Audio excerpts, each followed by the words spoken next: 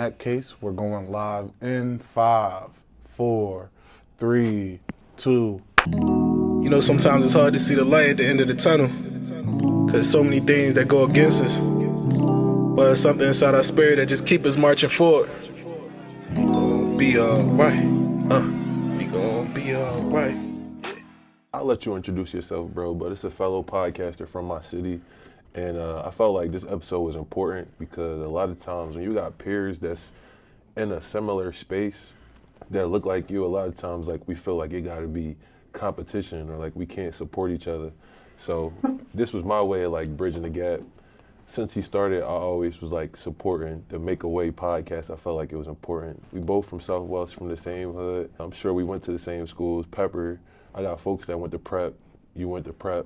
We African. There's just too many reasons why we shouldn't be like collaborating with each other. So this was important to me, bro. And before we get started, I definitely wanted to like give you your flowers on what you're doing, bro. It's really, what you're doing is inspiring, bro. I'm not even just saying that. I think it's important for like a lot of the former athletes from the city to like have a voice. And for people like myself, bro, like even when I was playing in high school, like I was still a fan of like so many other players. So like after school, I'm going on Tad Solari. I'm looking up stats from all my homies in the city. I'm looking in the daily news to check the box scores from the pub, basketball, football, everything. So like I always been a sports nerd. So I think it's important that you give a lot of the athletes, you know, from every level, from high school, college to the pros, a platform to come and tell their story and like control the narrative around their careers.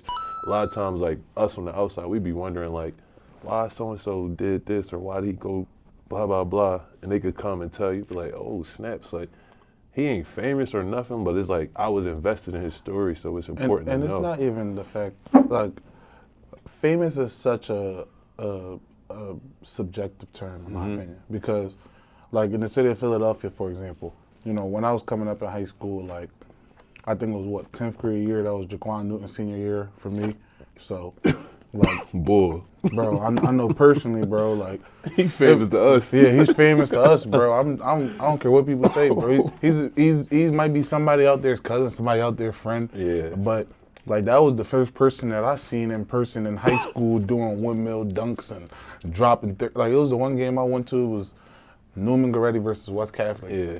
It sold out. I was like, damn, I don't think I ever spent $15 to go to a high school sporting event. I'm not gonna lie, bro. I guarded him before. Like I was at King Sesson and we just was hooping. And I'm like, I pride myself on defense. Like I always been a defensive player. And I was guarding him and I'm like, all right, like I understand why he's who he is. One of them, yeah. One of the plays, like I ain't gonna lie, like it looked like he made me touch earth. I'm not gonna confirm or deny that. I got back up and I contested the shot. I recovered on that. And he missed, but from that run, I was like, all right, I see like why he's like who he is. One of them, bro. Yeah.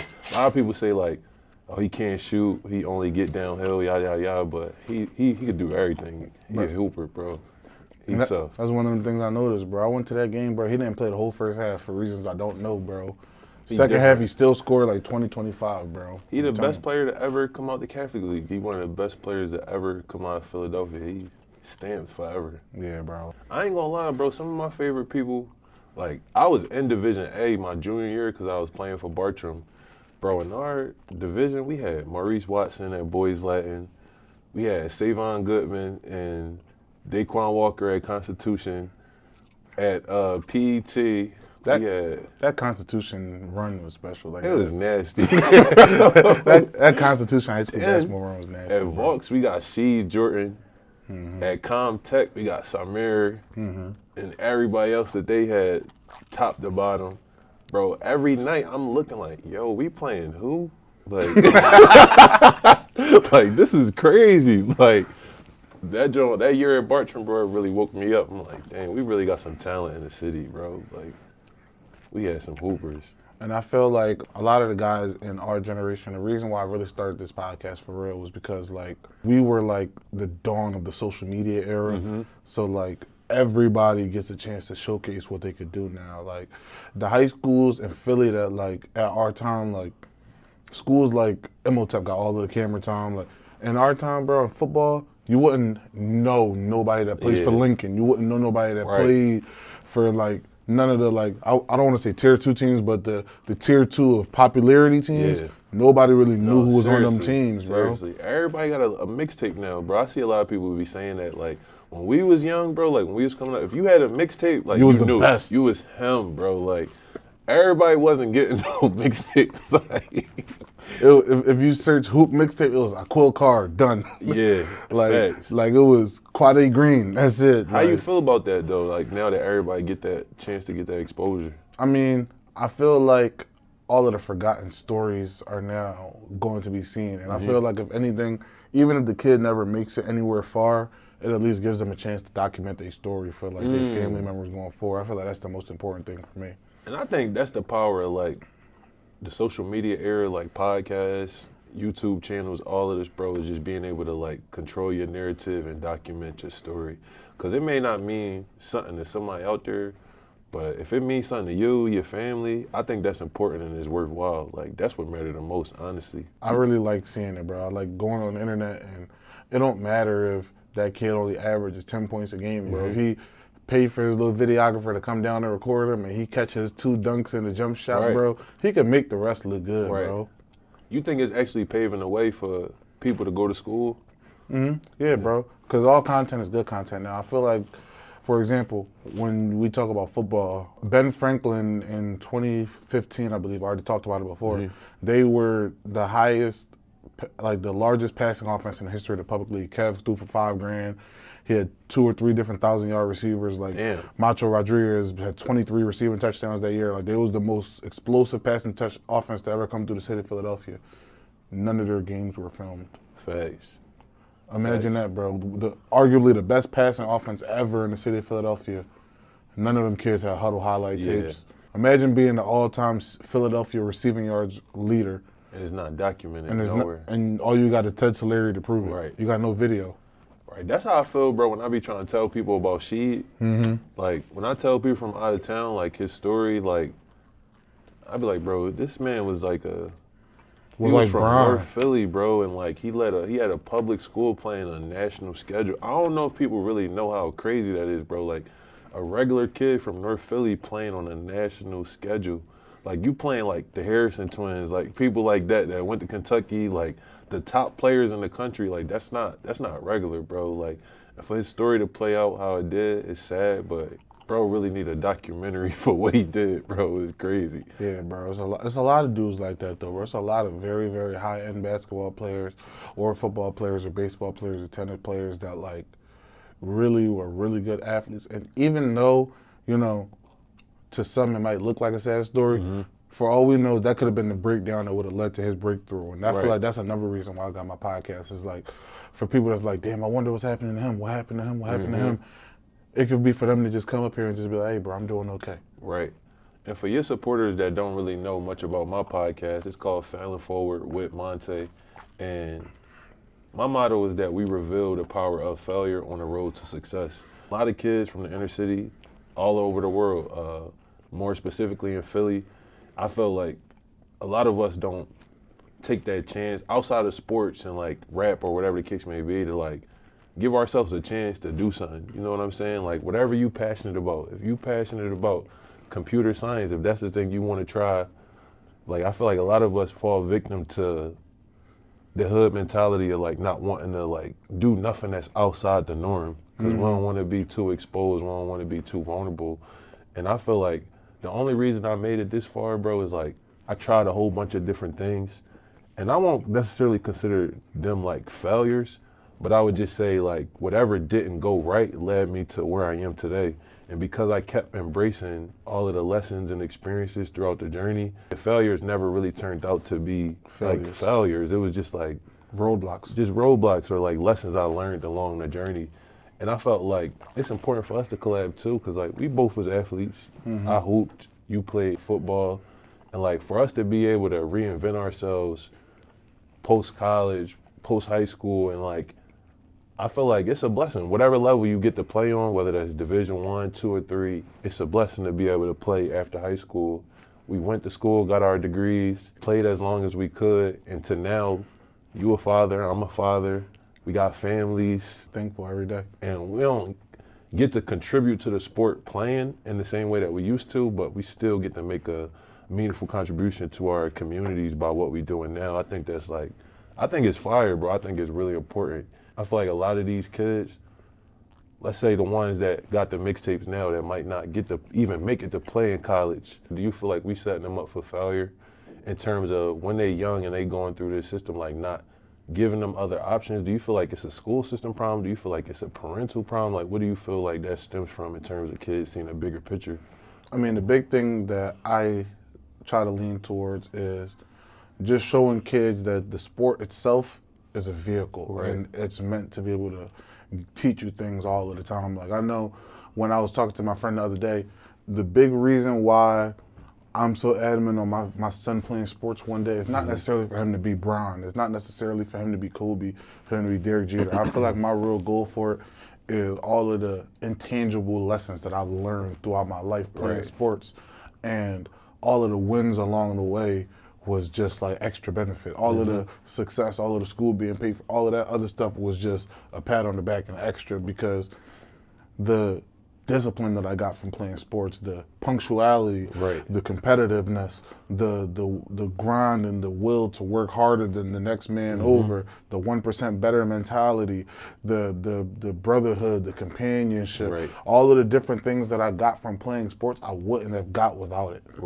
Because I look at my other extracurricular activities that I did that wasn't including sport, and if it wasn't for playing football and having to go through all of the different things I went through while playing football, I don't feel like I would have all of the character traits that I have with me today. Yeah, and I think a lot of people, especially like parents and adults, they look at it as doing something to keep kids busy. Like a lot of kids, you know, when you're growing up in poverty, like our parents, they need coaches and people outside the crib to like step in and fulfill those hours when we not in their care. So I think having something to do, that's one element to it. But I think on a deeper level, like you said, like, bro, the lessons and like, if you really apply yourself, like how you could find yourself through a sport, bro, I think it's really empowering. Like in my example, bro, I tell this on my podcast, like when I was coming out of high school, bro, I ain't barely have no offers. Like I barely had no offers. My homie Cheick, he had offers from like Rosemont, a new school called Brent Athens, and some other D3 schools or whatever, D3, D2.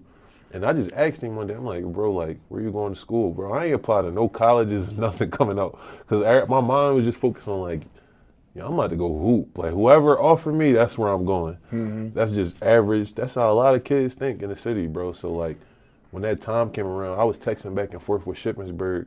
But my senior year, 2014, the PIAA, they instituted a rule where if your coach wasn't a staff member at the school, then they couldn't like coach a sport. So my high school coach, he used to coach Gratz when Rasheed Wallace and even I think when the Morrison twins was there back in the day, he's a championship coach. They fired him right before the season started. We recruited a whole bunch of players to come to my school.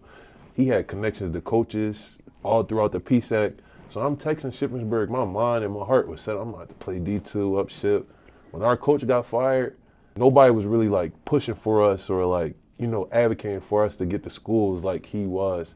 And I think it didn't help that my last game was versus Imhotep. So they smacked us. It was over. Yeah, but it come with the game though. It definitely come with the territory. But I said all that to say I didn't apply to no schools. And I just happened to go to an open gym. I went to an open gym and I was hooping at that gym, bro. Like when I say bad, I ain't gonna lie. Like my homie that brought me, I'm not even gonna hold you, bro. I think I might have outplayed him, but he already had his offer, so it didn't even really matter. I'm picking up people 94 feet. I'm talking trash to their seniors, all of that. So the coach basically gave me like a verbal offer. At that time, Rosemont had offered me. It's all D3 schools outside of Ship, which was the only D2. So I went to Brent Athens. But in my mind, I knew like, yo, I'm not a D3 player. Like if I like work my tail off and whatever the case may be, like I could get to the next level. So I spent that freshman year. I had an okay season, I feel like, at the school. But in my mind, I knew I'm like, I'm getting out of here. So I transferred to Millersville. I looked at it like, if I got to walk on, it's one of the cheapest schools in the PSAC. They team is underperforming right now. They're not competing with the likes of East Stroudsburg, Slippery Rock. Like, it's bottom of the barrel. I could make this team. So I get up there, I'm hooping with all the people, whatever the case may be.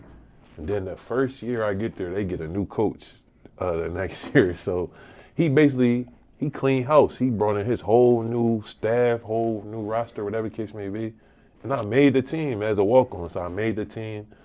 And I consider this one of my biggest failures, bro, but one of my biggest opportunities is like, I didn't know what they put walk-ons through, like mentally, physically, emotionally. So like, I would be in practices, bro, like, he wouldn't even let me, like, I'm on the sideline at practice. Like, how you on the sideline at practice, bro? Like, I'm going to a whole practice, I'm running, sprints and all that. I'm not getting in no scrimmages, drills, none of that. And then when I get in, I mess up, like, get back on the drums, you know what I'm saying? So, like, it wasn't that made, like, fried me out, bro. I'm not gonna lie to you, it was a nutty situation. So, like, my girl at the time, she was a cheerleader on the team. So, like, when I first got up there, I just saw her, how bad she was, and I just got with her. This is my first time at like a big school, so I got with her or whatever the case may be. But then I started becoming popular. So now I'm building but now I'm seeing like the real school, so I'm getting more attention now. So I ain't gonna say I lied, but I wasn't honest. I told her like I want to focus on basketball, preparing to make the squad. And, I don't think we should be together right now, when I really just wanted to, like, explore college and do my thing or whatever. So I started moving around, doing a bunch of things, doing the college thing, having fun, being wild. Word get back to her. She's like, I'm gonna get my get back or whatever the case may be. One of your homies. So it's down the line, bro, when I make the team, right? So I'm sitting at a table just like this with all my teammates. And, I see her, like, we not together at this point. We not even really cool. And she, like, talking to my teammates in a way that made me uncomfortable. I'm like, but all of them knew. We don't really know each other. They getting to know me. And Bull said something like, bro, the point guard said something like, bro, you don't know? Like, I'm like, what you talking about? He told me, like, a couple of my teammates had. Bro, when I say that broke my spirit, bro, your teammates, your situation, bro. I say a bad joint. So like, bro, it got to the point where I'm going to practices. I'm already not getting in practices. I'm not playing. I'm on the sideline.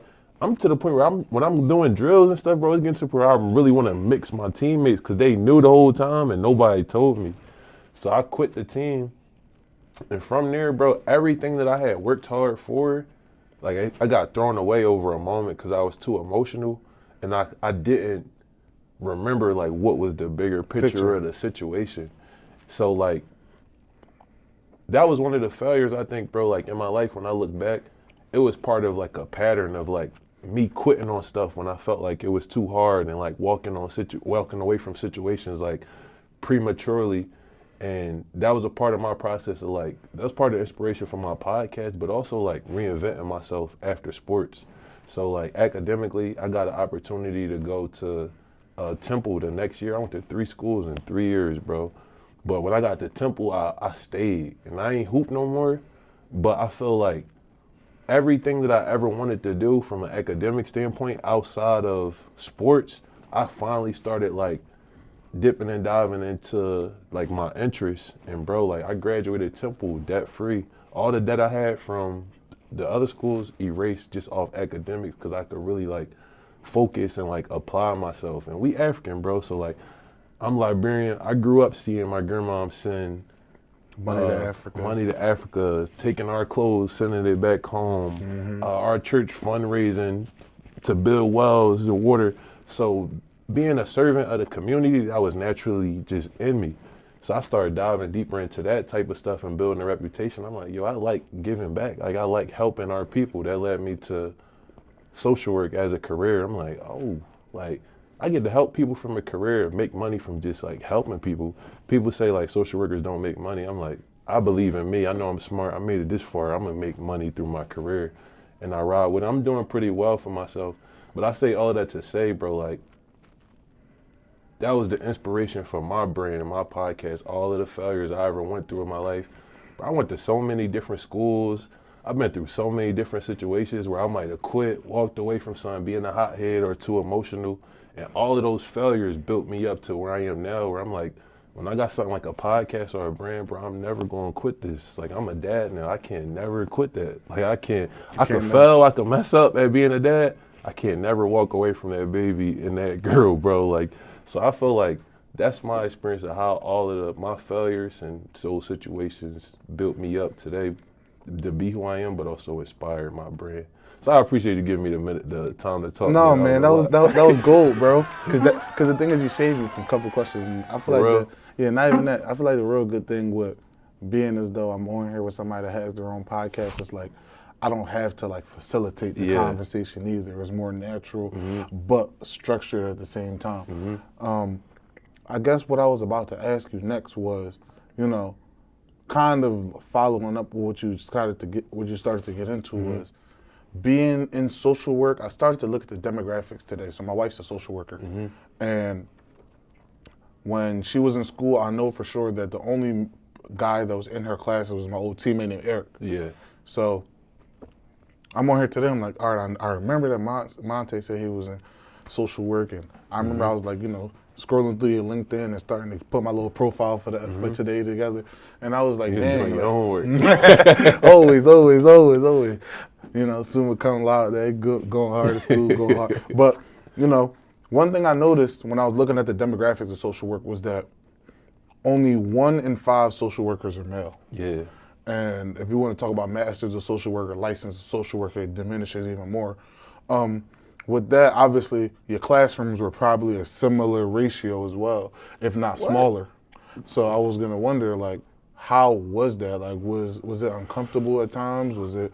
Well, I would say, bro, like, going to Temple and studying social work, Temple is like, they call Temple a diversity university. So I seen black people all the time. I might have been like one of the only guys in my class, but at least I saw like black women, Spanish women.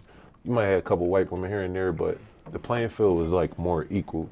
It wasn't until where I went to University of Penn, bro, where I felt like that's where I really seen like, oh, snaps. Like, bro, I'm in a cohort. I did my master's in a year. I'm in a cohort of, I'll say like 30 students. I'm the only black male, bro. Like, in my classes, it was to the point, bro, where a lot of times I didn't even feel like I was smart enough. Like, I did everything warranted to get there, but when I would just hear them, these people coming from, what's those schools, bro? You don't start playing until you go to States and stuff like that. Plymouth, White Marsh, and all them type, they went to them type schools. So I'm in there, the way I talk, the way I dress, I just became like very self-conscious. I felt like, yo, this ain't really like for me no more. Like, I don't know if I could make it through. I just kept remembering like my family, bro. Like, nobody else went to school before. I'm the first person that went to school. My grandma, she used to, before she passed, she used to always say like, you know, I prayed for one of my offsprings to finish college. Like, she had 5 daughters, and none of my aunts or my mom was able to complete their college degree. So like, I always used to play that to the back of my mind. I'm like, yo, I gotta finish this deal. So I finished school or whatever the case may be. And my grandma, she actually passed like a year later, which was kind of freaky. But it was tough, bro. But I chose my career because, like I said, just being intentional. When I looked at what I wanted to major in, I thought of like my skill set in terms of like what I possess naturally. Naturally, I'm a really good communicator, whether that's like verbally speaking or through writing. Like, I love writing. And then I like to help people. So I'm like, yo, I gotta find a career where it includes like all of the things that like really like come natural to me. Bro, when it come to like, contrary to what most people think, like, I'm African, bro. I'm supposed to be good at math. I'm not, though. I'm not good at math, science, none of them subjects. I'm good at English. Like, I know English, so it's like, all right, I had to find something where I could make that work for me, so I chose my major. And, bro, I heard it all. Like, even my own family, like, yo, like, they don't make no money. Like, why are you doing this? Or, like, men I would talk to, like, it was a girl I was dating at the time. I met her dad. He was like, you do social work? Like, why you ain't study, like, business? You went to University of Penn for social work? Like, he basically was saying, like, what's wrong with me? Because he didn't think I was going to be able to, like, take care of his daughter or, like, provide a life for her. And I understood all of their doubts, bro. But for me, like, my purpose it just was a lot bigger. Like I said, just, like, wanting to help people and, like, wanting to make that, like, my life mission, bro. Like, I'm, like, when it comes to, like, being pro-black, bro, I'm like really one of them, bro. Like, I want to see us like do real good. So I just stayed strong and stayed firm in it. And like I feel like I actually got the respect of a lot of like my peers, the women, or like our field is predominantly white women, but I feel like that actually played to my advantage because when it comes to certain positions or like certain opportunities, not to say that I was the token, but I am. They not used to somebody that come from where we come from, bro, where I got the look and everything of Philly, but I still know how to juggle between the corporate America, the world of academia, but I could still maintain my status of just being from the hood. So they want that, bro. They eat that up. So it was hard, but I feel like I've navigated my journey with grace and just being myself, and I feel like that's how I was able to make it this far. Yeah, and that's kind of how my academic experience was. Not necessarily because I felt like I was going to be like, leaning towards what I really wanted to do. I feel like when I first got to college, I went in with the goal, all right, bet. Our senior year, we had this project, shout out to Miss Hernandez. We had this project in our computer class where we basically had to build our lifestyle. Like she was real big on, teaching us personal finance, teaching us how to create our life. So like a part of our senior class in our computer class, instead of learning Microsoft Word and Excel, she basically was like, I'm gonna teach you guys how to buy a house. Even if you don't remember this in 10 years, I'm gonna teach y'all how to make a budget. It was like the budget project. I'm gonna teach y'all whatever. So you had to pick a job, you had to pick a school, you had to pick how much student loans you was gonna have. Like you basically picked your degree and picked all of the different profiles for yourself. And then afterwards, like she basically handed you like, all right, this is where you're going to school and this is how much debt you're gonna leave with based on your current GPA and whatever have you. We basically like plotted out our whole next 10 years of our life. So I told myself, I'm like, all right, this is like what, September of my senior year. I was like, I'm telling myself like, I'm going into my senior season. I'm going to Division I, so I'm going to Villanova. Let's just be realistic. Let's say I'm a preferred walk-on and I got to pay my tuition for the first 2 years, and I really like mapped it out. And I told myself, all right, what's the highest earning jobs in America? Because I come from a inner city household where both my parents is immigrants. They both came. My dad came here in '91. My mom came in '93, and my dad spent my whole life as a cab driver. My mom used to braid hair. You feel me? So standing watching my mom in the living room 13 hours doing micros, man, it taught me a lot about humility. It taught me a lot about hard work, man. So I told myself, I'll be damned if I'm working something in physical labor where like my reward is not equaling out to the labor that I put in. So I told myself, I'm going into school for computer science. I never learned coding in my life. I never learned engineering. I never learned any process data mapping, anything at that point. But I told myself I was going to go into IT just because I was going to figure it out. Like, I like video games. I'm going to be a video game designer. Go to college, and I majored in computer science. And I was the only black kid in the whole room. Half of the class was Indian, half of the class was white, and I was the one black person in the whole room.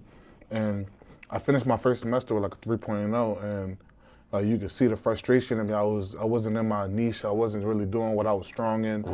And I went up to my professor. I told him his name was Krish Nakamura Pillai. I'm never gonna be an Indian guy. He was one of the first Indian people I ever had an actual like physical like a relationship with, actually being able to talk to. He was so relatable, and I'm talking to Krish, and he's like, listen, man, I know this stuff is new to you, and it's kind of discouraging knowing that some of these guys been doing this for a long time, but just trust me, like, you're gonna figure this out, and I promise you one day, man, you're gonna thank me from the passenger seat of your Ferrari when you let me drive it one day. And I'm just like, I don't know, Chris, this, that, and the third. I feel like I should just be leaning towards my strengths, and then I'm gonna get back to this. So, ironically so, I ended up changing my major, and I ended up just keeping the computer science minor. And I was like, you know what, I love sports. I'm gonna just go into sports business. I got my degree in sport administration. When I transferred my major over, I was scared that I was gonna fall behind. So I went off and I started taking 18 credits at a time, not knowing college is designed for you to change your major after your freshman year. So I'm taking 18 credits.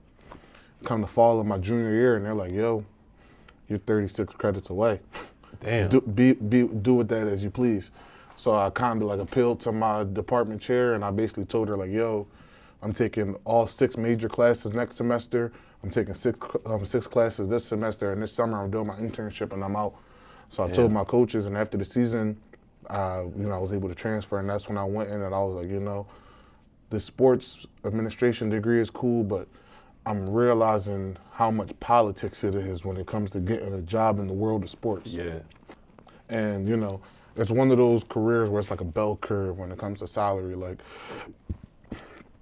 I love it, and it's a very, very enticing field. And like being as though I'm an athlete, the sport administration professionals are very important to get me to where I needed to be. I needed ADs, and I needed grounds people, and I needed ticket sales people, et cetera. But like for the goals that I had in my head for myself and for providing for my family, like the salaries go like this. Yeah.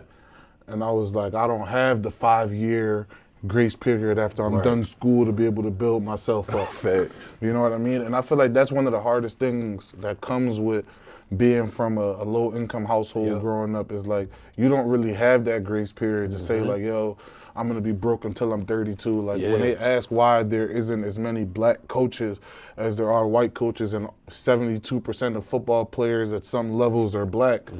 In HBCUs, 90% of players are black, but you also have to dial back and realize that the average salary for an entry-level college coach that's not Division I is only $12 an hour that first year. GAs, fresh out of school, some schools that's not Division I GAs get a full scholarship, sometimes get a housing stipend, and their personal stipend is about $400, bro. What am I supposed to do with that, bro? And they work in 80-hour weeks, bro. Shout out to Coach Gino, shout out to Coach AJ Scott, shout out to Coach Lagerstrom, shout out to all the graduate assistants I ever had, and they was working $400 a month. You feel what I'm saying? So when I was going into grad school, I was like, I need to find a way that I can be able to still learn what I want to learn and still be able to make money afterwards. So I was like, you know what? I did a lot of research, and I was like, if my degree is already in sport management, that ain't nothing but a branch of the business school. So I'd rather just get a business degree. That's why I went and got my MBA because I was like, if I still want to work in sports business, it'll be there for me. Right. And ironically, when I graduated, they all came calling, but it was the jobs that I didn't want because they wasn't paying enough. Right. But 2019, I graduate, 2020 comes, and the world shuts down. 73% of sports jobs shut down in 2020. I watched all my friends, all my former classmates be jobless for a year and a half. All the ticket sales folks, how you selling tickets when LeBron not playing. Facts. All of the grounds people, how you maintaining the fields if the players is not playing, bro. All of the athletic directors, bro, the schools is not open. They all at home. Facts. Season's over. So I seen 73% of the people that was in my field that got the degrees that I got be seemingly rendered useless, bro. And that was almost like a sigh of relief for me, but also a painful moment for me because I'm like, damn, like, that's a lot of my friends. Like, that's a lot of the people I was in classes with, bro, and they just all lost their careers at the drop of a dime, bro. So it was almost like God kind of led me towards that MBA, and I kind of took that and ran with it. Do you feel like you hope to get back into the sports world more specifically?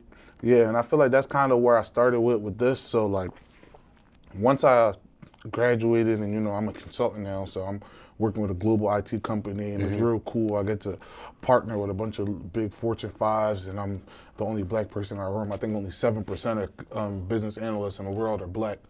So I'm already like the anomaly. As soon as I walk in the room, I got my picture on my teams because I don't want people to not know that I'm black when I'm in the meeting room. Like even if I'm not talking, bro, they know you black from your name, bro. You know what I mean? But see, it's an international company. Like I say, like more than half of my coworkers are Indian. So like all of the names are global. All of the names are foreign. You know, so until you start talking and they kind of hear like the city background of my voice, they almost don't know. So I got a couple thoughts, bro. I want you to go back to your response though. Like you said, you're using Make a Way as your entrance into getting into the world of sports. What's your strategy behind that?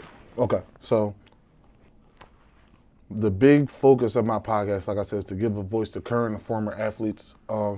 Starting off in the greater Philadelphia area, just being able to let them give themselves a narrative, gives themselves a voice.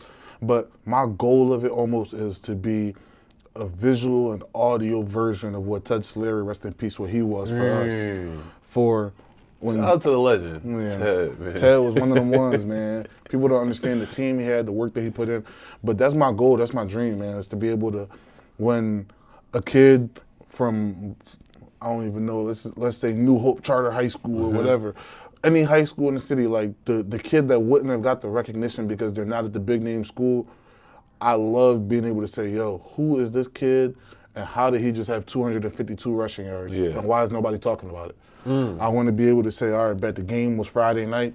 Saturday I picked the player of the week, and then Sunday I'm in the studio recording the podcast, so then Monday, Tuesday I could be able to put it out like, yo, this is my player of the That's week. fire, bro. This is what he did, and this is why, you know what I mean? I'll be able to even like show the footage of what they did, have the kids talk through it, and my goal for real is to be able to have the kids be able to almost market themselves to the college coaches, be like, listen, like this is what I did, this was my thought process behind this play, because people automatically assume with inner city players, especially in the pub, that their football IQ is not what it's supposed to be.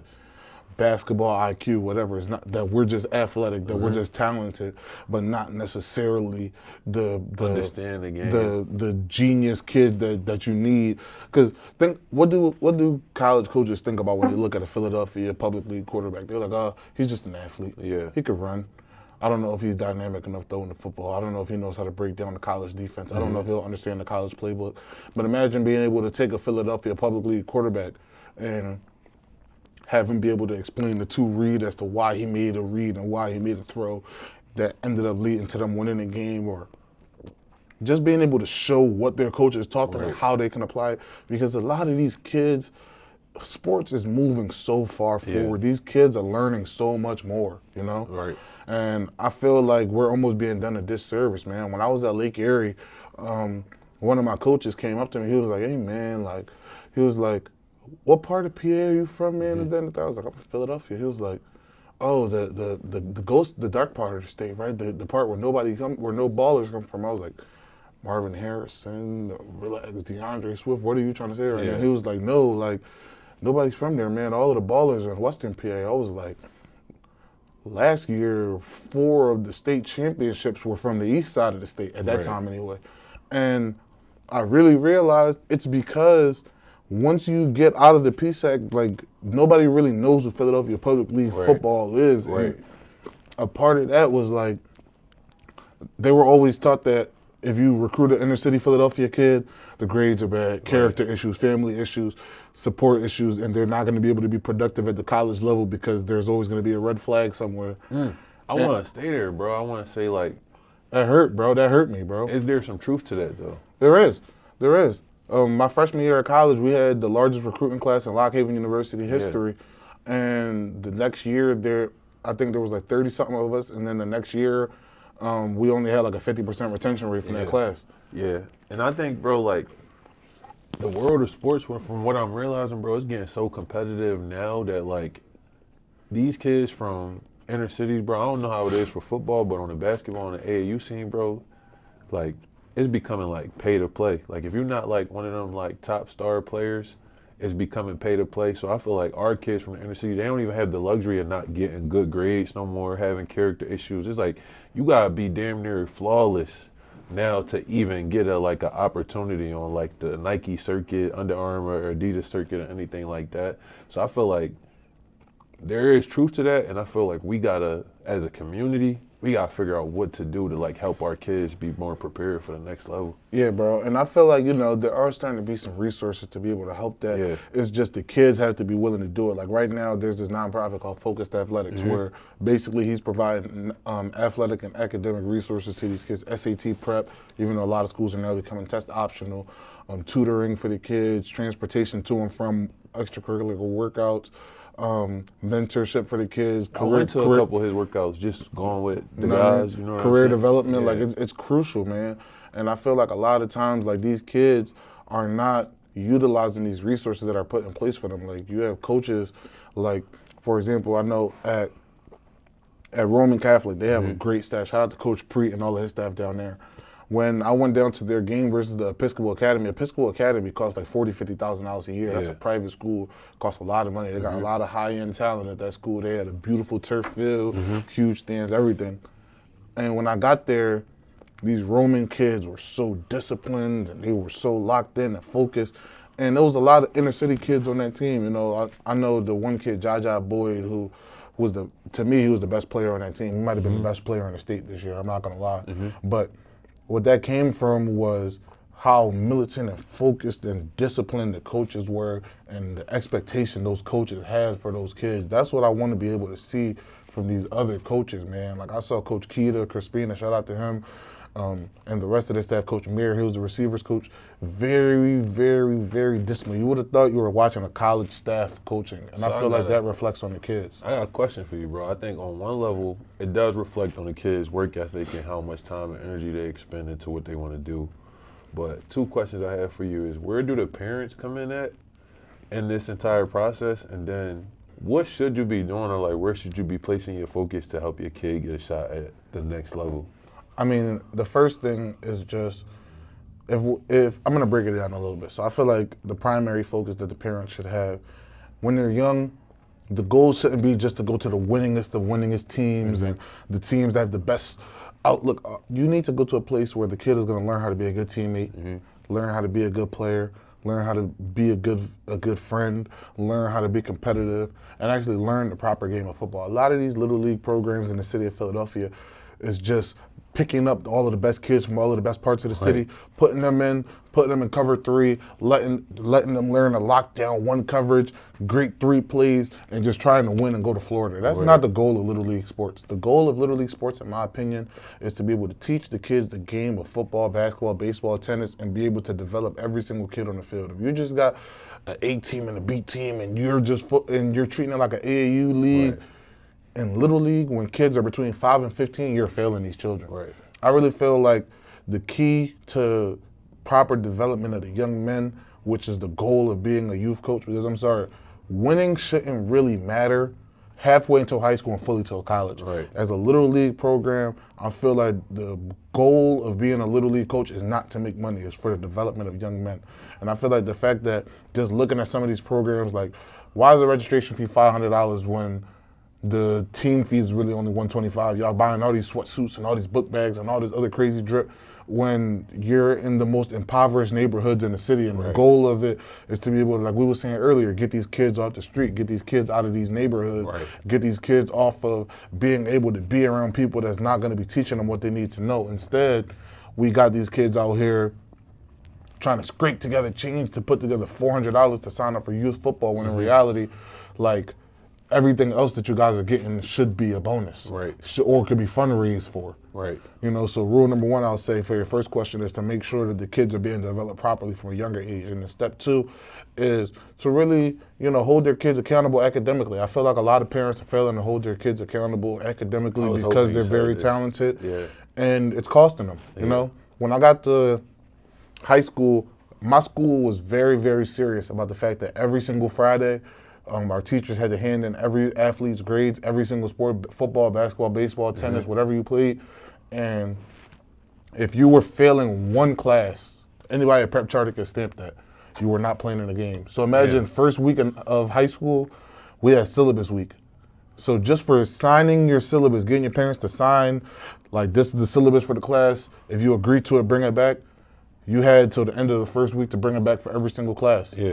If you didn't get your syllabi signed, bro, you had an F. And we had good players miss the first game of the season because they were ineligible. And our school took that very, very seriously.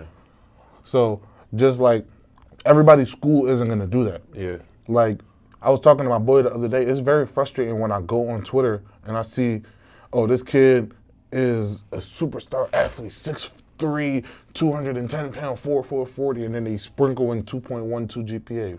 What are you doing, bro? And I refuse to believe that a lot of these kids are unintelligent. I refuse to believe that these kids are not smart, because the amount of hard work I see these kids put into these sports, they could be putting into these books. Same thing could be applied to the books. It could be applied to these books, bro, because the schools got the resources for them. The tutors is available. The programs is available. The teachers are available. These teachers are not saying that they don't want to teach the kids, bro.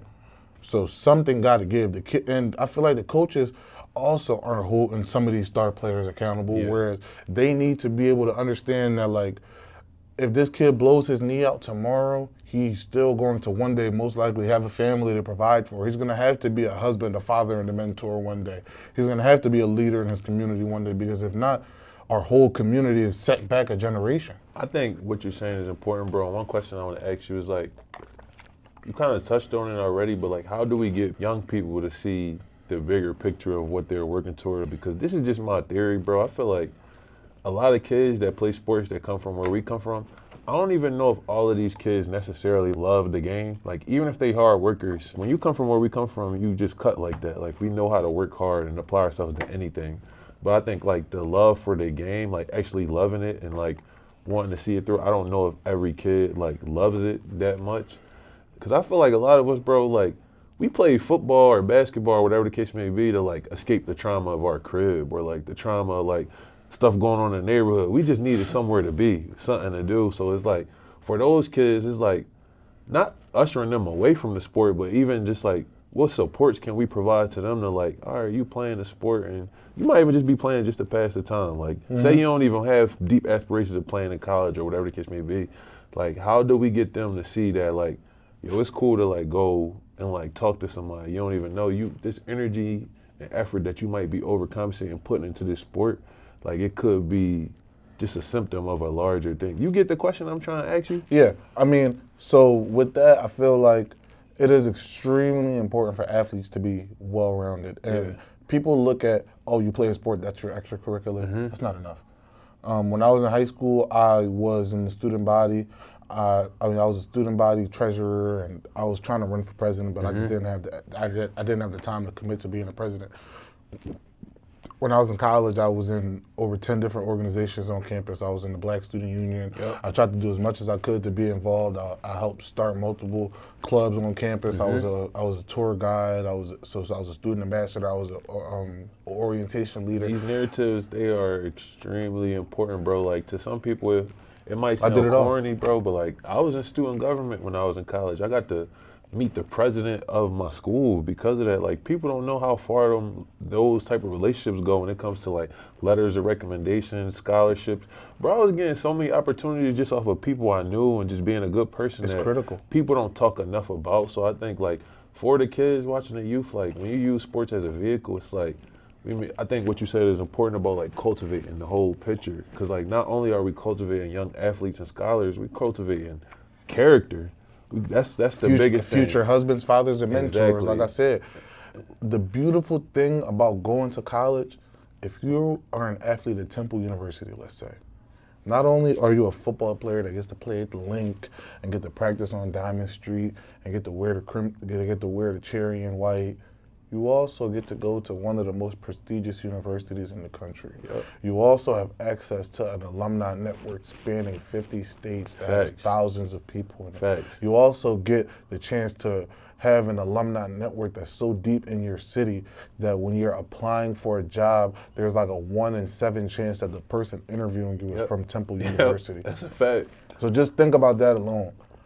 Networking is so beautiful, and the more different rooms you put yourself in, the more likely you have a chance to meet someone that you know. And the reality of it is, bro, like, I don't know the statistics, but I know for the NBA and the NFL, it's very slim. We getting to a point, I don't follow football as much as I probably used to, but in the NBA, bro, we getting to the point where, like, it's becoming an international game. Not only that, bro, but the people that we're seeing currently in these classes, they all like they juniors of somebody. We seeing Bronny James Jr. We seeing Kenya Martin Jr. We seeing Kanye Anthony. We seeing sons of former NBA players. So we coming from the trenches, bro. Like, when you factor in, it might be 1, 2, maybe 3 people from each class every year. I'd say 1 from each class every year from the city of Philadelphia that might go pro in basketball or football. I feel like it's probably more for football than basketball, but it's like, when you factor that in, the reality is everybody's not going to the NBA or the NFL. So it's like, what I hope anybody gets from this conversation is like, how do you position yourself for life after sports? And just doing the things like we said is like taking school seriously when you in high school, middle school, whatever the case may be, finding a mentor, somebody that you could call when you're going through life circumstances, ask questions or whatever the case may be. If you need help mentally, go to the counselor, tell your parents so they can help you, you know, try to navigate whatever it is. When you get to college, looking for internships, when you go finding ways to contribute to the community service, like building out your resume, looking into a LinkedIn profile, looking into like scholarships and it's money out there. It's a bunch of money out there these people is willing to give out, and I think that's the more so the picture I just want to paint of, like, just understanding, like, when we say it's a vehicle, it really is. It shouldn't be like your end all be all. And I know for a lot of kids in the hood, like, when we was growing up, social media was just coming. So it was easy for us to say we ain't get to see, this type of career or that. But it's no excuse for the kids today. Like, when y'all be on TikTok and Instagram, like, I know everybody want to be a content creator or an influencer, but y'all got so much exposure to, like, careers out there. So y'all need to think about what y'all are actually passionate about and not just what's the cool or normal thing to do in my hood or in my area. So I hope for the parents and for the young people, like, listening, that's just one of the things that they take away. And let's just say you do make it to the NBA. Let's say you do make it to the NFL, right? The average NFL career for a running back is 3 years. Average age of retirement in the NFL is 25 to 28. Yep. You got a long life to live after that. Just know that the NFL the human life expectancy is 70, 80 sometimes. If you take care of your body, 90, 100. It don't matter how good of a football player you are. If you don't have some type of identity after you're done playing, you're going to go into the same identity crisis you would have went through if you would have stopped playing as a freshman in college, because you got a long life to live that doesn't include football when you're done. And it's crazy, bro. Like, I see that in Atlanta all the time, bro. Not to say that people's career was, like, fell, but I'm talking about, like, when you talk about the longevity of it, like the duration of those 3 to 5 years or something like that.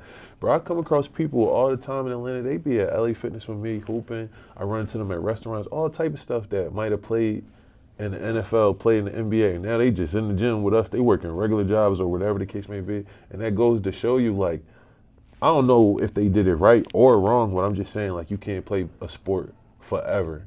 You know what I'm saying? Everybody not Bron. Yeah. And even if you're Bron, bro, like, Tom Brady just retired, and guess what? Because he was starting to dabble into the media thing while he was playing, he just signed a 10-year contract to be going on Fox and be a game day presenter. Like, you have to be able to do something, because even if you make hundreds of millions of dollars playing your sport, even if you make hundreds of millions, you're going to want to do something. Even, like, nobody just wakes up. Bill Gates is rich enough that he could have sold Microsoft and lived on a beach in Tahiti for the rest of his life. But it's like, you're going to want purpose for your life. You're going to want something to do for the rest of your life.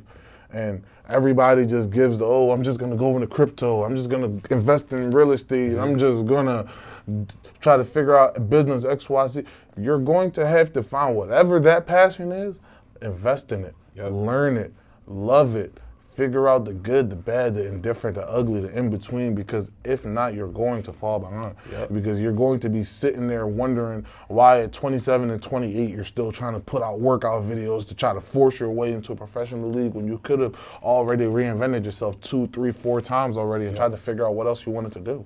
And I'm not, like, I hope the tone or just not receive, like, we trying to, like, discourage nobody away from, like, chasing their dream. Because I've seen people, bro, like, it took them a little minute, but they use semi-pro opportunities or whatever the case may be. To go pro overseas. It may not be the NBA or the NFL, but they making money from doing something that they love, and I think that's admirable. I think what we just trying to get people to understand is just, like, seeing the bigger picture of everything.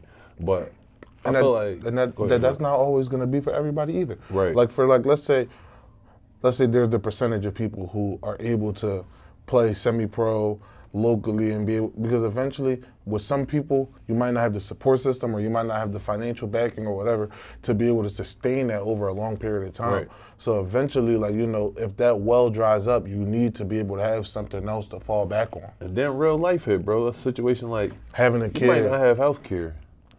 You playing semi-pro, you don't got no health care. You ain't go to school, you don't got no professional job. You just out here still trying to get it. You break your leg, you tear your ACL, you tear your Achilles, what happens now?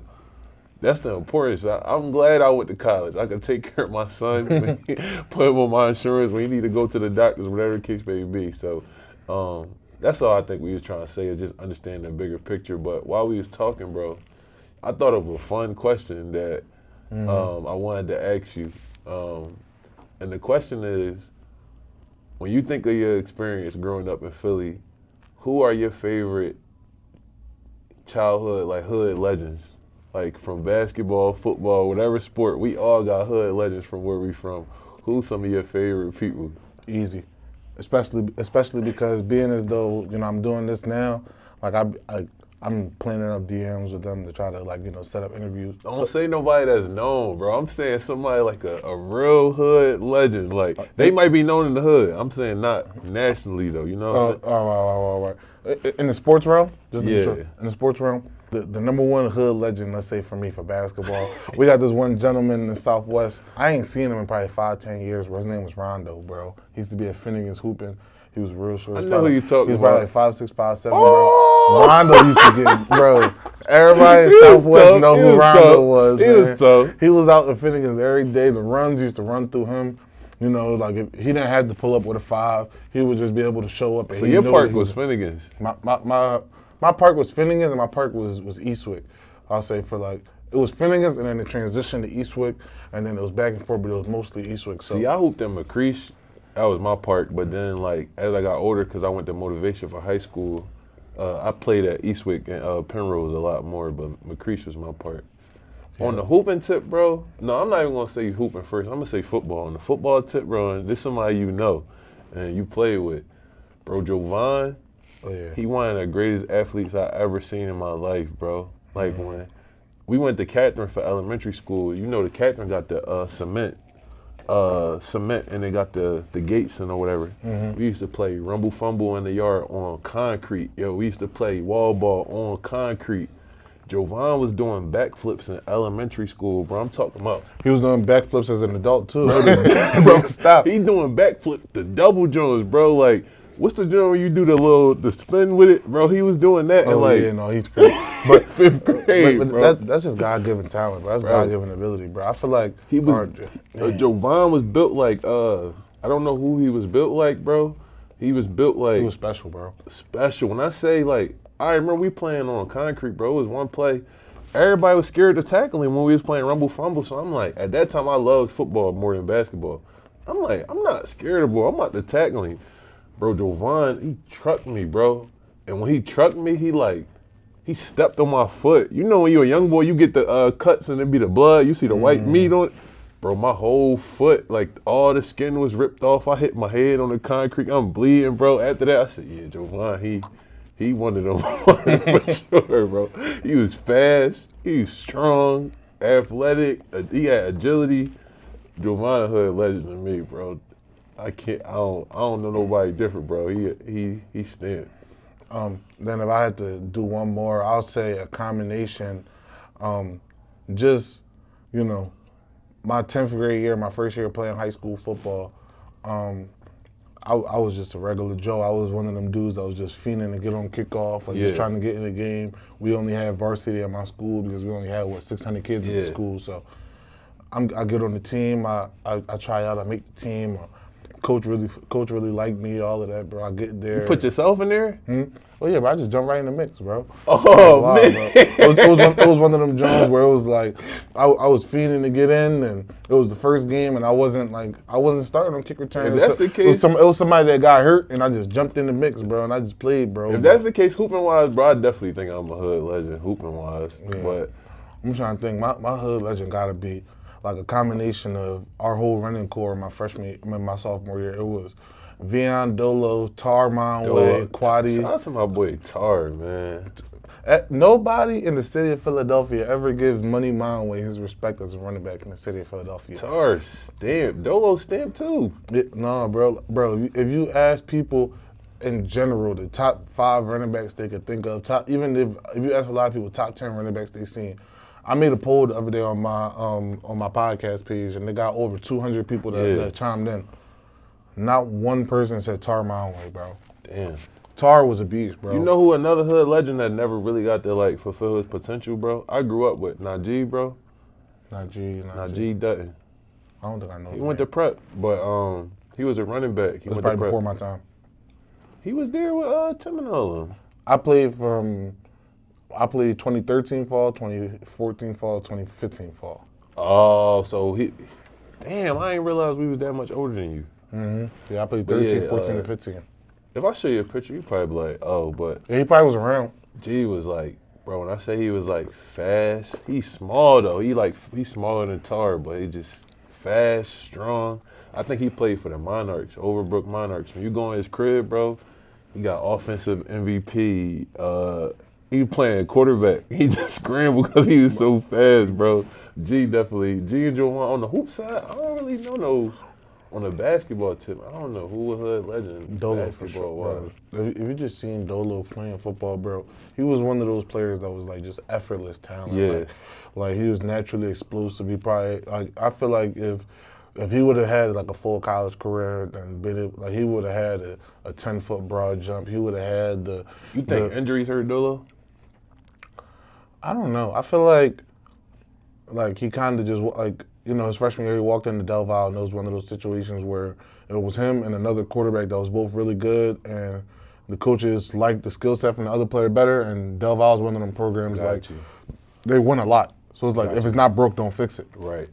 Because I went to their spring game, he did real good, man. He threw a nice little bubble, and like he had like a real long run, but they had one of them programs where like, you know, they throw the ball vertically, and the coaches probably just, you know, picked their guy, and they kind of ran with that guy for 3 or 4 years straight. That's why he changed over to defense, and he did that for a little.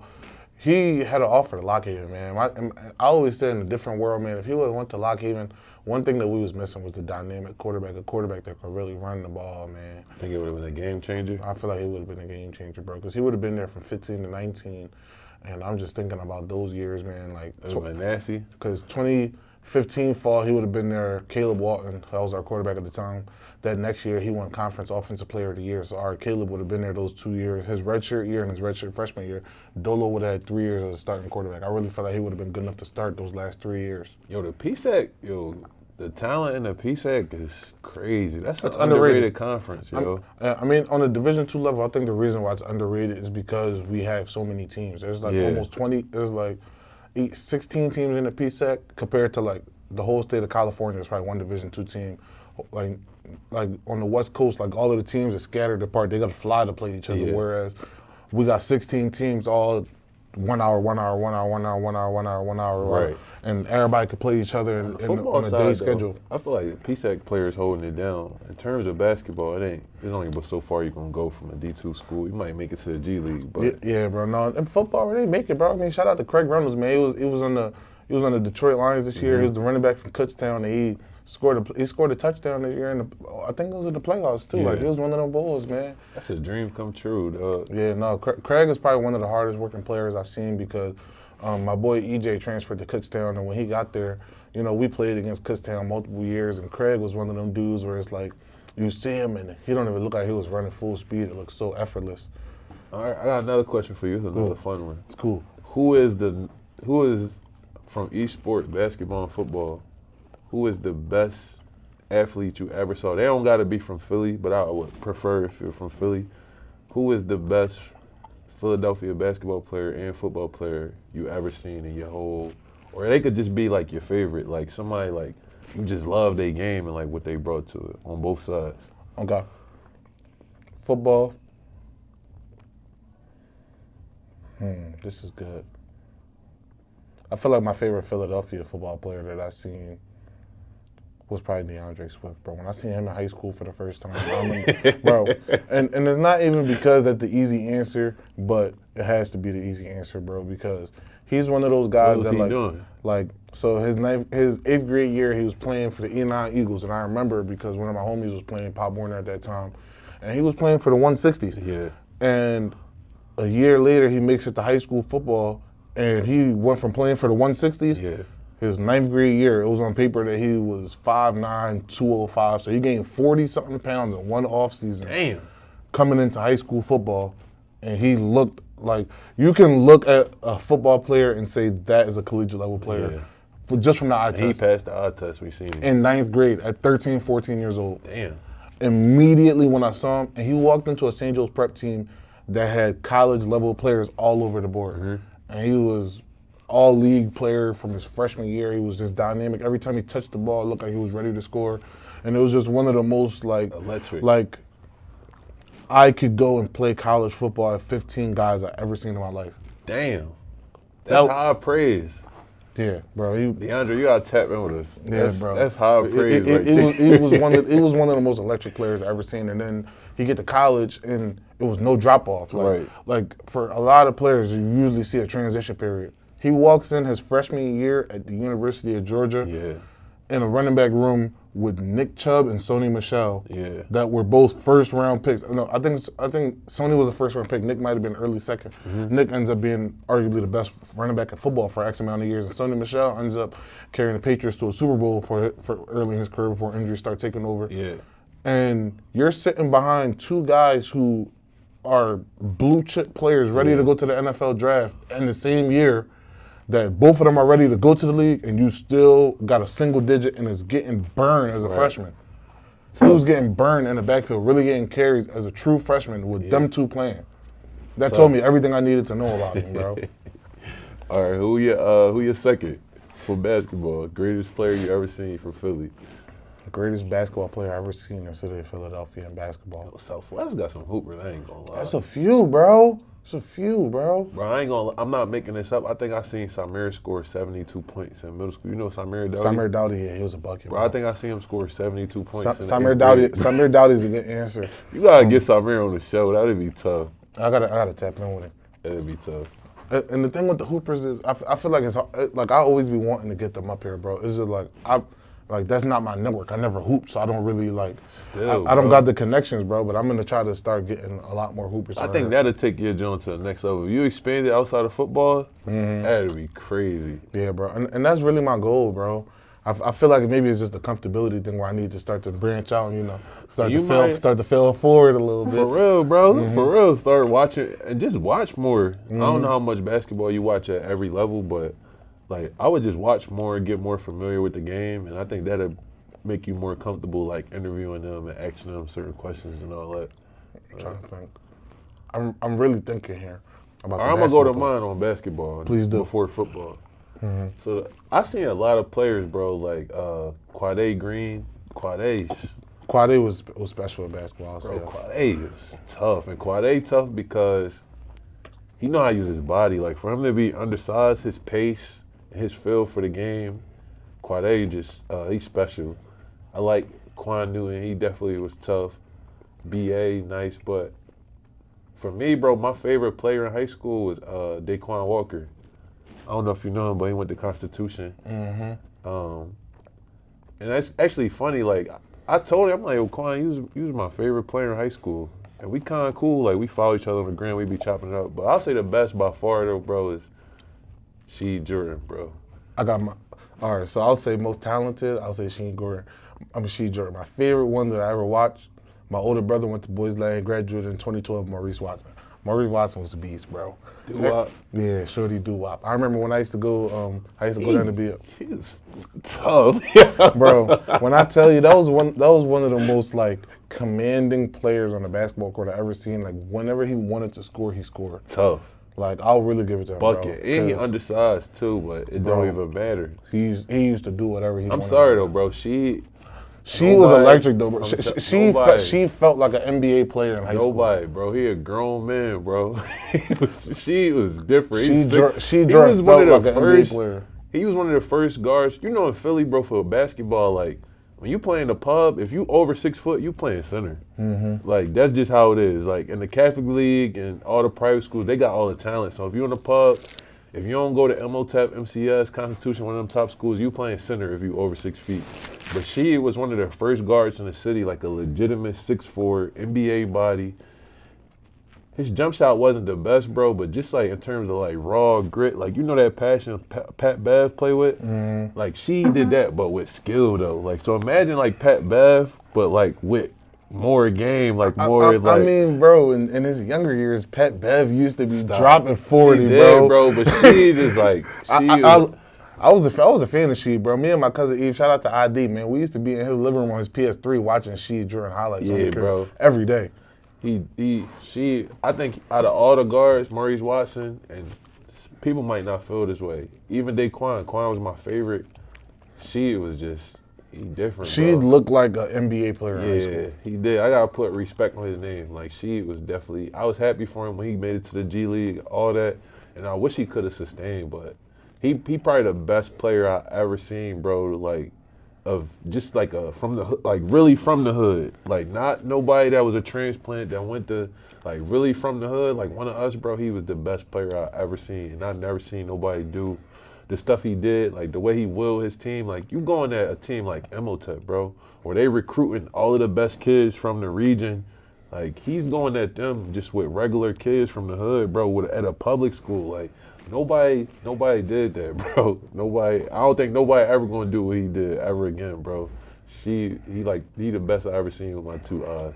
And that's why I kind of give a little bit of power to Quade, because I remember when, like, at Eastwood coming up, man, like, I remember we used to be at the park, bro, and, like, it's 2 courts at Eastwood side by side. So at the one court, it's, like, where all of the teenagers, all of the young boys, we used to hoop. And then it was like the old head court where like they used to run their fools. Yeah. Quade was on the old head. Yeah, bro. He was running full with them. They was like, yo, we need one more. Q. They used to call him over. Like he never he didn't used to mind hooping with the younger guys, bro. But he was one of them dudes that like they had no issue calling him over there. I like Quade, bro, because he humble too. Like Quade very humble from my experience with him. Like hooping at Eastwood King, he had a name at that time. Like he never acted like he don't never act like that. Like he just always just down to earth. Nice to everybody and just a humble person. I give Quade that. I respect him a lot for that.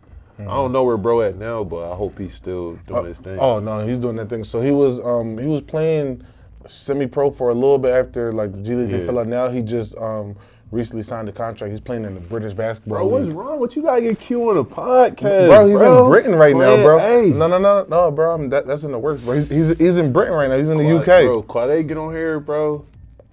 We're going up. I'm telling you, bro. Because basketball players, you might not like this, bro. I feel like basketball players, we shine more than like football players from an individual standpoint. I mean, the thing with that is it's because y'all sport, the basketball itself isn't played behind the helmet, behind that. Like your face is your identity when you're playing basketball. Like, people know you as who you look like. Facts. Like, people can recognize all of the players on the Sixers, bro. If people on the Eagles, unless you're Jordan Mailata at 6'8", 377. Like, you really got to watch football to know, like, who they are. Versus basketball is really everybody know Brown face. Everybody know SGA face. Everybody know Derek White face. Like, it's like their faces are noticeable. That's what I'm saying. If you get some hoopers on here, bro, this joint going to go up. Believe me, bro. The cold calls is going out, bro. You know, I've reached out to Dada. Dada is currently working for the Brooklyn Nets right now. So whenever he back in the city, we're gonna try to get Dada working for the. Yeah, he working for the Dada, bro. Yeah, no, bro. He another homegrown, like really. I seen Dada where he ain't even know how to play basketball. I went to middle school with him. He just was tall. He ain't even like. Bro, he was 6'4" in like 6th, 7th grade. He was still trying to learn how to no dunk. Coordination, nothing. To see him go to Villanova from where I seen him, win multiple national championships. Yeah, shout bro. out to Dada, man. He stayed forever. Dada-delphia, man. For real. Yeah, bro. He went to so he went to middle school with me, and then he went to Central in 9th grade, left Central reclassed, and went to Newman. And that's how he graduated in 17. Yeah, bro. I reached out to him, bro. It was like probably after the NBA season. He currently working for the Brooklyn Nets, you know. Shout out to Dada, man. He doing good for himself, man. Yeah, from Southwest to the Brooklyn Nets. Yeah, I mean, you know, shout out to That's Mikal Bridges. Hard. Yeah, bro, networking, bro. See, he was a very good college basketball player. Won a national championship. Was one of the core culture of good players on Villanova basketball team. Legend that like is playing semi-pro right now, Staff. I had Prep. Yeah, I had Staff for him not too long Staff a ago. hood legend. I rock with Staff. Yeah, Staff is a good dude, man. Really good dude. I remember when he was at Prep, bro. Like, he was one of them dudes where like. 6'5", 6'6" in high school, he command a lot of attention when he walking through the hallways, bro. Never was a cocky bull, bro. Yeah. Always was a good dude. On the football side, I don't know if I had nobody that's like the greatest I ever seen or nothing like that. I just think like Jovan, he's probably like the best athlete I ever saw on the football tip. He probably never got to like reach his ceiling like in high school or college or whatever, but like, he's just, from a raw athlete standpoint, he's the greatest football player I ever seen. That's probably sound crazy to say. I would say, I got so many, bro. I would say DJ Moore. Well, yeah. Matter of fact, I got a little top 5, man, because a lot of people asked my top 5 that day where I was doing the poll of who was my favorite player. I feel like the best players I ever seen in the city of Philadelphia. I never seen Marvin Harrison Jr. play in person besides one time in high school, so I'm not counting him. I'll say DeAndre Swift. DeAndre Scott from Emotep. He ended up going to Arizona State from Emotep. DJ Moore. Akil Crumpton at 4. What was the young boy name that went to Penn State from Emotep? And I think he had the little situation, and he. Ashim Young. He is now transferring to University of North Texas. I believe he's there now. Damn, he went to a lot of schools. Yeah, he went to.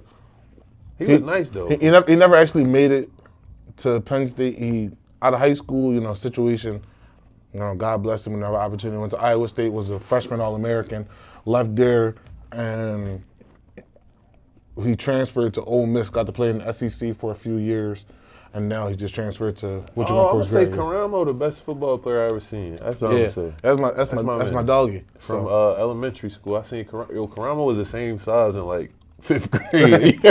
Yeah, no, he was a big dude, man. So. I was just announcing too. That's my folks. Grew up with them, but yeah, Karamo. I'll probably give it to Karamo. Yeah, Under Armour All-American. It was effortless for him. Humble. Effortless. Yeah, I'll say Karamo. Probably, I give it to Karamo. It was effortless for him, bro. And I'll give him my number 5 right there. So I'll say Swift, DeAndre Scott, DJ Moore. I'll kill Crumpton and Karamo's. I'll put Karamo over Crump because I had the personal experience with Karamo. I'll put Crump at 5. So that's my 5. I guess we get into the end, bro. Was there any questions you had, last questions, or anything you feel like we should touch on to round it out? I guess my last question for you is, what's your overall goal? What's your future aspiration for what your podcast can grow into? For myself, bro, like, it's funny. Like, I just watched the Club Shay Shay interview with Shannon and Cat Williams that went like super viral, and people saying like, yeah, like he created a podcast where people like, feel comfortable to tell the truth or whatever the case may be. But for me, bro, like, I just hope to make like mental health, especially for our community, and not just touching on black people, but I'm touching on like black people that come from where we come from. I just want to make it more of a conversation, and I want to make like certain topics just less taboo and like not uncomfortable to talk about. So I want to create an environment where it's like people of all backgrounds, they feel like they got a space where it's not about clickbait or whatever the case may be, where they could come and they could have real conversations about, whatever they mishaps are or whatever they struggle with from somebody that like truly care to understand, and we work toward like finding solutions together. So I like what Shannon Sharp did. I feel like long term, I want to create a show that make people feel like that, but also just have my own like media company. But I just want to do everything with integrity and like focus, and just like when you got integrity, it's going to be slower in anything that you're doing. But I just want to treat people the right way. I want to be careful with their stories, and I just want to help people, bro. Like, I brought on people, like one of my close friends I met at Temple, she's a plant-based vegan chef. And that episode, like, when people ask me what's one of my favorite episodes I ever did, that one was it, bro, because it just was so fire to hear somebody from our community talk about, like, how to prioritize, like, wellness, like, and nutrition from the things that we eat. Like, I brought on rappers, I brought on artists, all type of stuff, but, like, that type of information, like, I feel like it gets lost in translation, and that's the stuff that could really help us as a community move forward. My homie Nas, he's a financial literacy coach. He came on there dropping gems. This is somebody that, he not too far in age from us. He a year older than me. He's had a citation with the city of Philadelphia for the past 5 years for what is called Philly Financial Literacy Week, which is something that he coined, where he partners with local recreation centers and the city of Philadelphia to host trainings about credit and a bunch of different aspects of like financial literacy. He makes it accessible to our people. He bringing in the likes of what's Brian right hand man, and he with New Balance, and he is the agent of Clutch. Rich Paul. Rich Paul. He bringing the likes of people like that, bringing them to Philly in the hood, making them accessible for us to learn about how we could be better business people and more savvy with our money. Like, I want to bring stuff like that to our community, bro, and also show these kids, like, yo, there's so many jobs out here, there's so many careers and things you could take a liking to outside of just what the norm is. So, like, I feel like when I think about my brand, bro, that's some of my aspirations. I just wanted to be a place of truth, a place of integrity, and when I saw said and done, people could say, like, yo, he gave us so much information that, like, if we watch this, it could make our community a better place, you know what I'm saying? Like, black people could watch this and they could find answers for certain things that we might not talk about publicly or feel comfortable sharing. Yeah, man. Well, I really appreciate you for coming on here today, man. I feel like you really gave people a lot of answers to questions that they was really wondering, and I really feel like it's going to open the door not only for people to learn about the things that they saw today, but be able to, not only watch my podcast and learn from my podcast and be able to hear the stories of the athletes, but now be able to also maybe inquire into other types of podcasts to be able to get other types of information. I feel like that's one of my biggest goals from today that I really was able to accomplish. And I'm a fan of yours, bro. I support you. Like, you one of the only, but like, I ain't gonna lie, like, I support people because, like, just off the strength of, like, if they my folks, I'm gonna support what they do. But it's a difference between supporting your folks and, like, actually, like, liking all the way, like, what they do. And, like, I know people feel like that about me. Like, they probably just support me. That's my man. I'm going to support him. But when I watch your stuff, bro, it's actually interesting because I'm actually, like, a big sports fanatic. So that's why I'm saying if you start bringing the hoopers on there, bro, it's going to go crazy, bro. So believe me, and I don't want to speak too much into it, man. The cold calls is going out, man. Just sometimes it's just about, making sure everybody, like, sometimes the DMs just got to be seen. I feel like the hard part for me, sure. You know what I mean? Like, and the hard part too forward. They might not see the first one. You got to hit him up a second and then a third. Bro, it's not like I'm DMing a chick, bro. I'm talking to a dude, bro. It's nothing for me to hit them up. All right, but I'm going to follow them from the other page this time, whatever have you. But I feel like the big thing with me is, bro, I'm going to keep trying, man. Yeah. Like, I feel like what I've been getting into now is I've been using the friend of a friend approach, and it's been helping me out a lot. So I got a lot of great content coming up. I can't wait to be able to help y'all out, man. I can't wait to be able to give y'all some of these stories that y'all been really waiting to hear. And before we go, bro, this is my last question I ask all my guests. Sure, talk to me. How do you define failure? I define failure as a roadblock that you are refusing to get over, because failing to me is a choice. I feel like you can learn I feel like you can make a mistake without failing. I feel like you can run into a wall, but a wall is nothing but stopping you from going in one direction. You can still go right and you can still go left. I feel like on top of it.